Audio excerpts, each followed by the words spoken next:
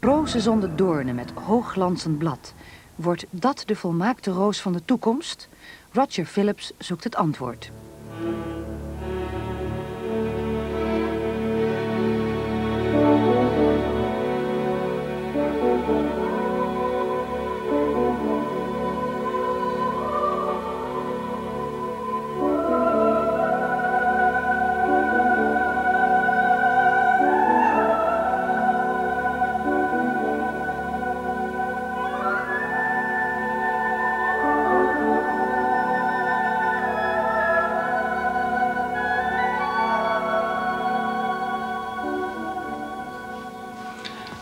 I've been photographing plants now for about 15 years.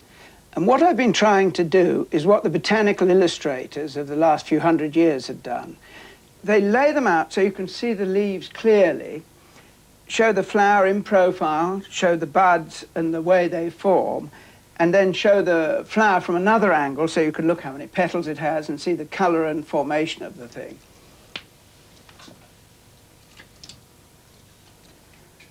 It was whilst photographing roses I got the idea for the television series. For the last 5 weeks we've been looking at them, and we've discovered how from 35 million years ago, through all the various developments, we have arrived at the roses of today.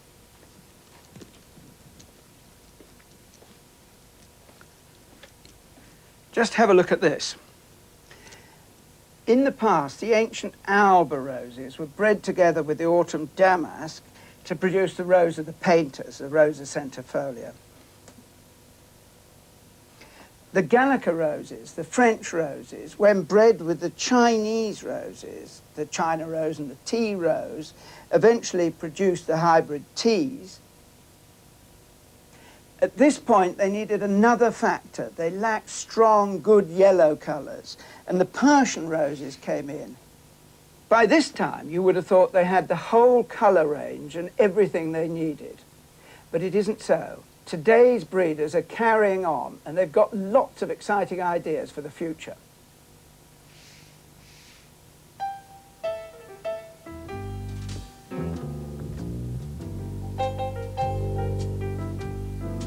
Harvey Davidson, die in de buurt van San Francisco woont, noemt zichzelf een achtertuinveredelaar. In die tuin, zo'n 2000 vierkante meter groot, is hij al 35 jaar op zoek naar de volmaakte roos. Zijn experimenten hebben interessante resultaten opgeleverd. Een van de aardigste is een serie doornloze rozen. Het begon allemaal 30 jaar geleden met een plant die nog steeds een belangrijke voorouder is.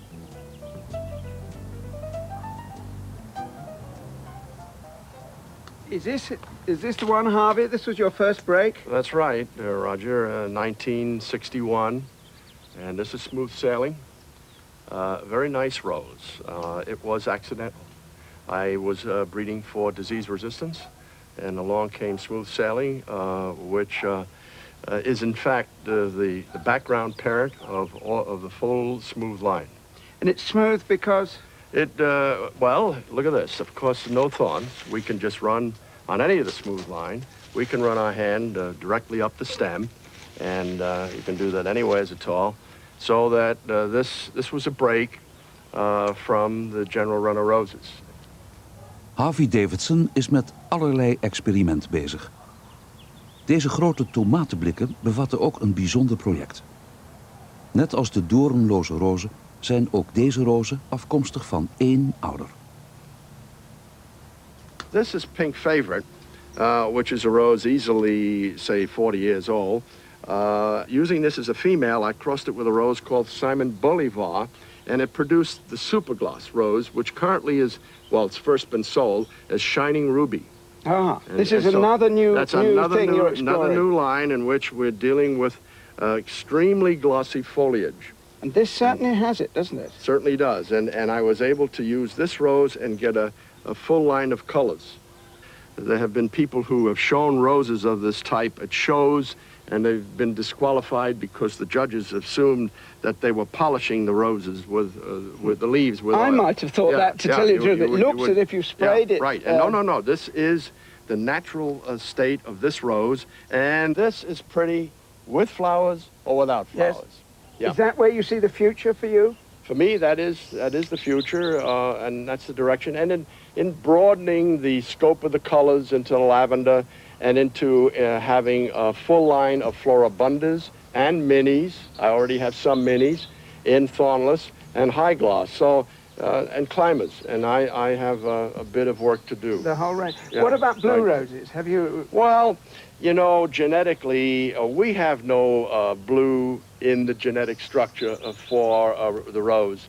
There are several companies, 3 in this area alone, around the Bay Area of San Francisco, that are competing, attempting to transfer the genetic material for color, the color blue, over into roses, and they're doing this by the use of petunia and delphinium and lobelia, from which they could get good blue if they succeed.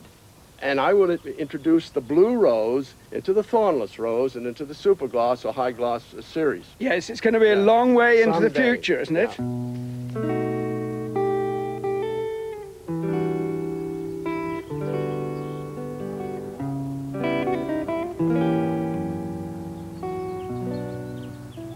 Jackson & Perkins is een bedrijf met een enorme omzet. Roger Phillips is daar om wat te weten te komen over de toekomst van de roos als snijbloem. Zijn gids is het hoofdonderzoek Keith Zeri. What's the main difference with breeding cut flower roses like this? Well, the major difference between these and garden roses is the different criteria we use in selecting cut flowers. We stress very heavily production, the amount of stems we can get from a square meter of greenhouse, the stem length, the vase life, fragrance. Are some colors more popular than others for cut roses, Keith? For the North American market, we stress very heavily red, which is a very popular color in North America. For the European market, we work very hard on pinks and yellows. Pinks blend well in the house in Europe in the dark days of winter, when most roses are sold. Roses in Europe are an everyday occasion. They're not a gift item like they are in North America. In North America, is it a very big business? Are a lot sold? In the continental United States is over 1 billion stems a year. And those stems are going to be retailing for over $1 each. So it's an enormous business. It's a very big business. Is that actually bigger than ordinary garden roses? It's much bigger than garden roses. That's true all over the world. Will a lot of these roses in the greenhouse be introduced into the market? No, very few will. Out of all the roses that are in here, only 2 or 3 will eventually make it commercially. Can you tell me which they are? The first one is a big, long-stemmed yellow hybrid tea. It has a very large head, lovely fragrance, and it's a light yellow, and we're naming it Santa Fe. We also have a very long-stemmed red hybrid tea. Typical North American rose, we're going to name it Magnum. It has wonderful vase life, very stiff petals. And the third rose is a fragrant white with pink blush hybrid tea. We haven't chosen a name for it, but we're budding it commercially this year, and we'll have a name for it this fall.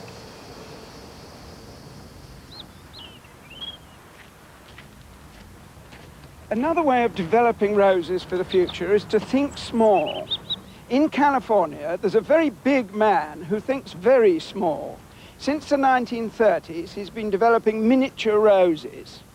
Now he's well into his 80s, and he has ideas that will take him to over 100 by the time they come to fruition. Volgens Ralph Moore is de volmaakte roos de roos die hij nog niet heeft gekweekt. Die mentaliteit maakt dat hij lang doorgaat met werken en hopen.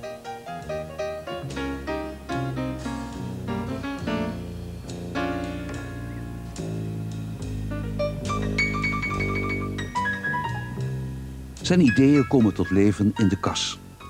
Daar blijkt dat sommige planten snel opkomen, andere langzaam en weer andere helemaal niet. That's pretty. With like a sort of blushing effect. You get that on a good big plant, why it might be quite attractive. I haven't had a chance to get in here lately to mark anything. I'm not too concerned because sometimes the second bloom will give you a better shot of it. Now, one that's full double like this when it's propagated, it may come too double. Yes. And that's the trouble with a lot of the old roses that we've got.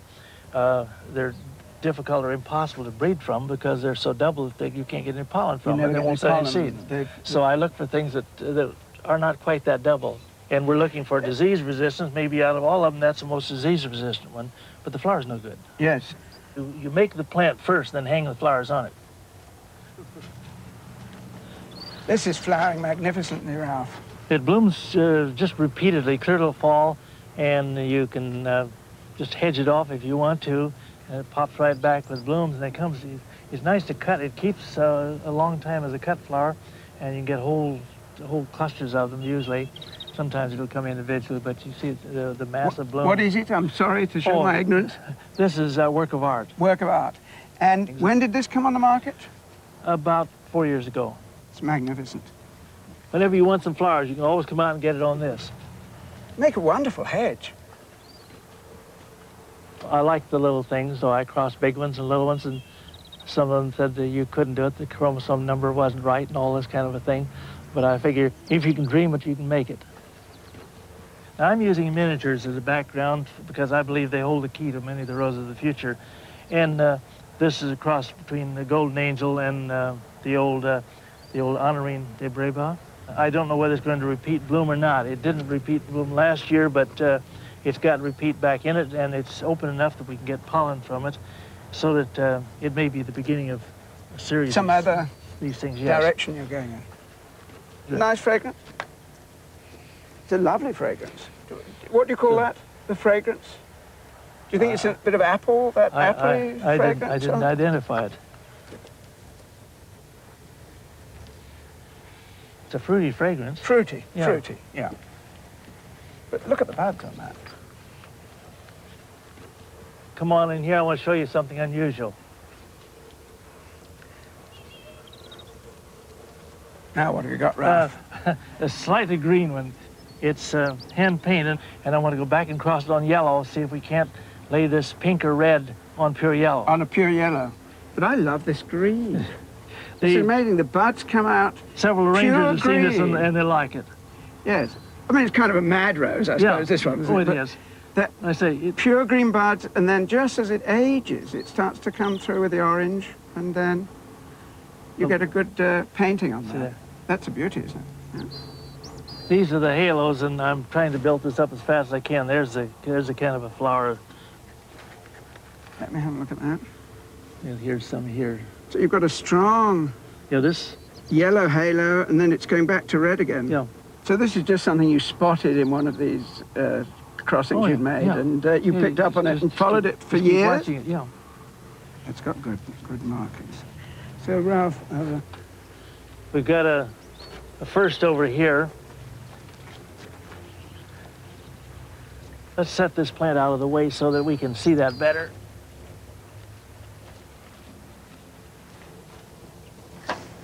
That's better. Now then. This is a stunner, Ralph. That's rugosa and moss.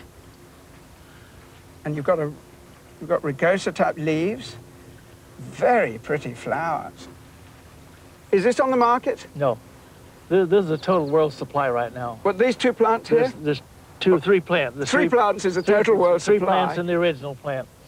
Well, all right, Ralph. There's no such thing as a perfect rose, but this comes very, very close, I have to say. The more I see of that, the better I like it. En wie niet? Op naar een veel grootschaliger aanpak, dit keer in Frankrijk. Where we're going is somewhere in the south of France, and on the side of the roundabout there's a little hint as to where roses are going. Overal dus. Ze staan naast wegen, op rommelige stukjes land en tegen lelijke gebouwen. Meillan in de Provence is een bedrijf met visie. Daar is een aantal bodembedekkende rozen ontwikkeld die landschapsrozen worden genoemd.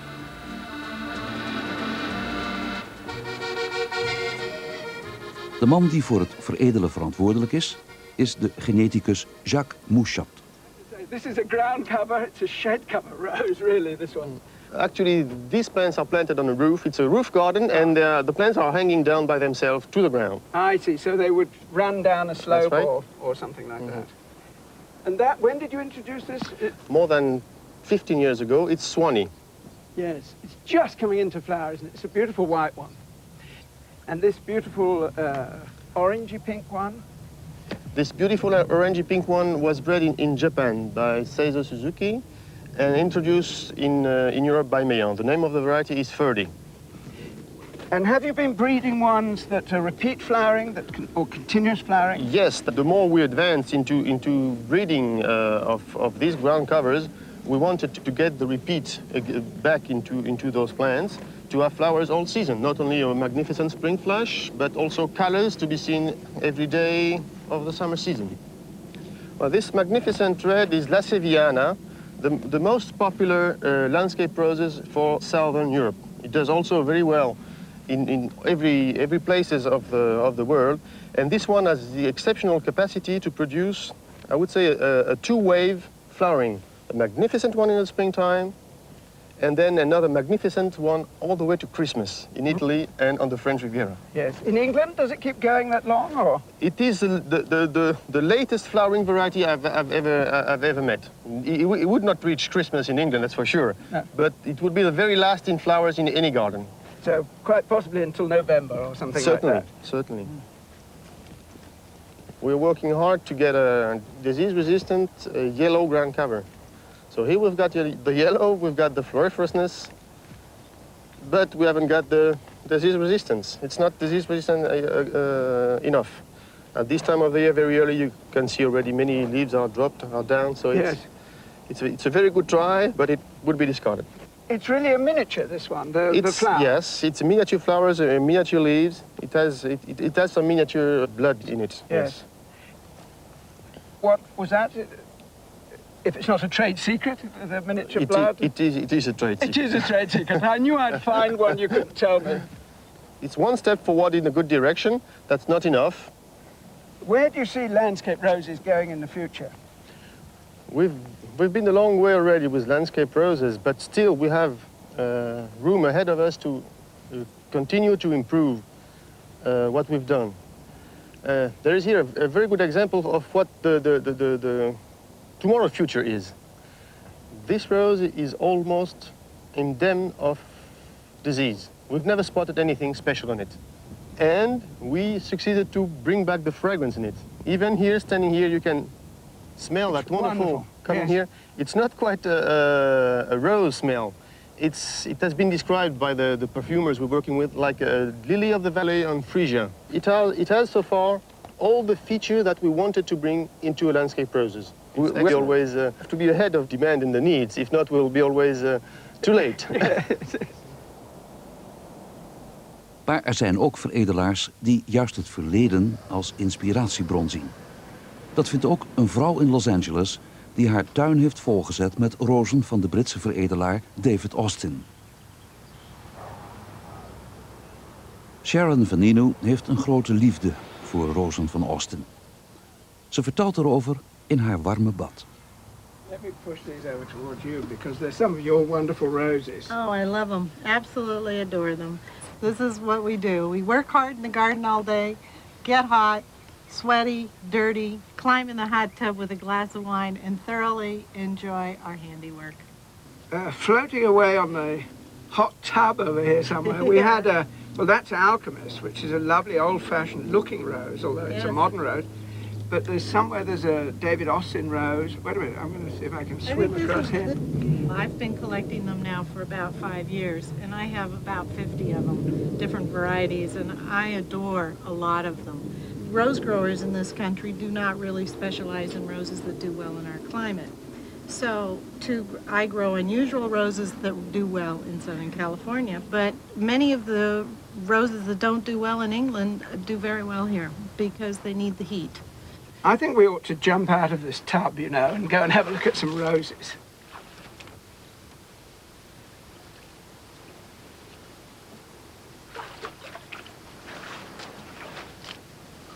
Come on, Sharon. Thank you. Right. Now, I want to get amongst them. Oh, okay. I'd like to show you some of my Austin roses. These are my oldest ones, and they're really quite special. I really like them a lot. I like the soft colors and the soft look to them.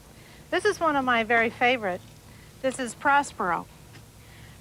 Prospero is considered by Mr. Austin to be a very fussy rose. I don't find that to be the case. In fact, it's a very hardy rose here. Has beautiful color, and as you can see, it has beautiful bloom. It's such a wonderful combination of this red and then the fading out to this really deep sort of purpley color. I love it. I do too, and it's one of those that he should make sure gets into the California market because it's very, very good. Let's get around the front. I want to get around the front. Okay, I'll show you the rest of them. They're out in the sun, so they're in full bloom already. Yeah. This is my newest garden out front here. It's only about 15 feet deep, believe it or not. How many roses? Don't ask. I don't know. A lot. Yeah, more? At least. Yeah. But this is one of my favorite climbers, which I've pegged down, and it blooms along the lateral. This is Leander. I love the change in color. Does Austin sell that as a climber? I don't think so. I think it only blooms that way in California. Yeah. But I mean, it's really a big shrub, isn't it, that you've trained out? And do you cut it back at all, or just deadhead? I just deadhead and shape it up. But one of the fun things is that even as the blooms are old, all they do is fade. They don't look spent. And so this rose looks beautiful in all its different shades. Just subtly changed. It's beautiful, isn't it? This is one of his newest, and I'm really fond of it. This is Sharifa asthma. Yes. And it has a very soft feel to it. And I think it's the most perfect rose. And I adore the little touch of green around the buds that you get here. Yeah. And you just see it just slightly, and then it breaks with this beautiful, delicate blush sort of pink. What I also like is that the first rose, the middle rose tends to bloom as this one has, see, and once that one goes, then the rest open up together, and then they open again, and it's so beautiful. Tell me why David Austin roses? You've got loads and loads of David Austin roses. Well, they're voluptuous, they're soft, they're round, they're curvy, and so am I. David Austin veredelt rozen in Shropshire. Vroeger had zijn familie hier een boerderij. Het succes begon in 1961 met zijn eerste roos, Constance Spry. Een grote, warm roze roos met een mirreachtige geur en een ouderwets uiterlijk. Het werd de eerste van een serie die Austin Engelse rozen noemde.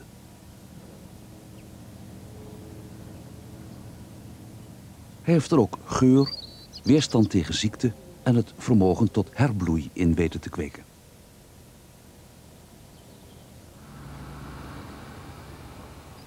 Het selectieproces duurt 8 jaar. Van de 40.000 zaailingen van het eerste jaar gaan er tenslotte maar 6 de verkoop in. David zet bij de kanshebbers groene of witte stokjes. 1 groen stokje betekent in de gaten houden. 2, veelbelovend. Een wit stokje betekent grote belangstelling.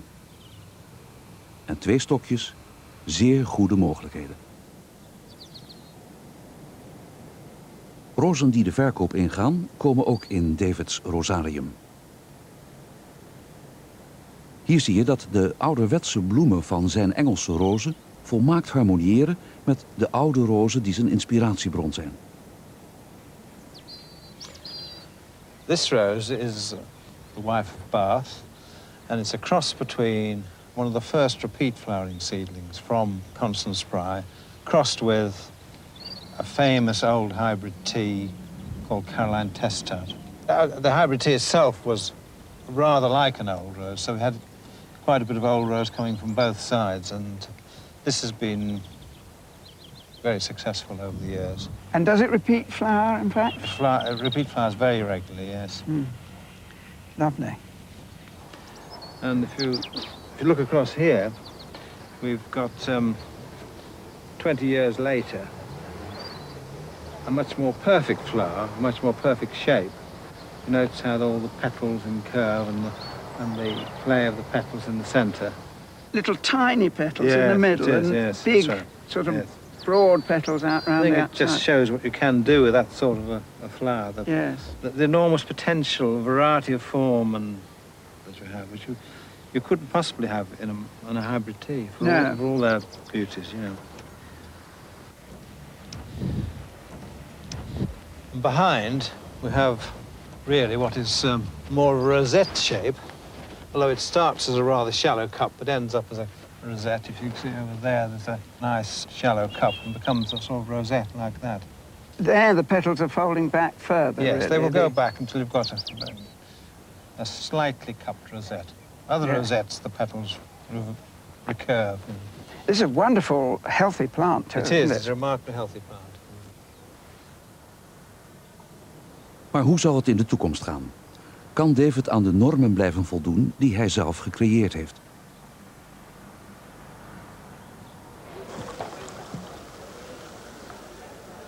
De Chelsea Flower Show is dé tuinmanifestatie van het jaar. Elke rozenkweker presenteert zich hier op zijn best.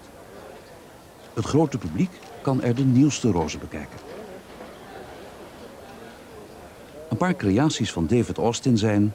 Tries to get very deep, rich crimson, rather arching, natural sort of growth, not terribly robust, but some swithen, large, cupped flowers, rather like a redoute print type of thing, and happy child for population concern, citrus yellow, and they're all fragrant.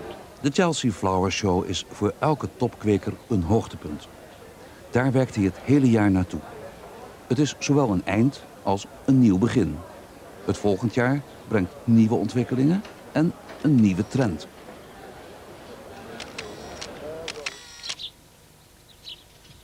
So where do we go from here? We've seen bright yellow roses, we've seen vermilion roses, strong orange roses, green roses even. Now the breeders tell us that what the public need are blue roses.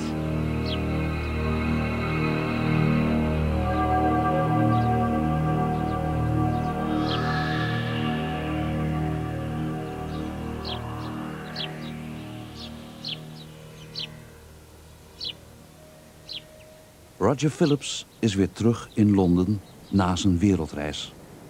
Hij heeft meer dan 80.000 kilometer afgelegd, is 35 miljoen jaar teruggegaan in de tijd en heeft zelfs een blik geworpen in de toekomst.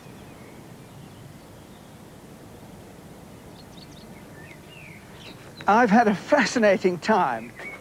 I've found the answers to lots of my questions about roses. But one of the questions, is there such a thing as a perfect rose? And if so, what is it? Is really nonsensical. Ask me now, though, and I would say this one, alchemist. Prachtige ouderwetse bloemen aan een sterke, moderne plant. Hij bloeit op Eccleston Square in Londen, waar de zoektocht is begonnen.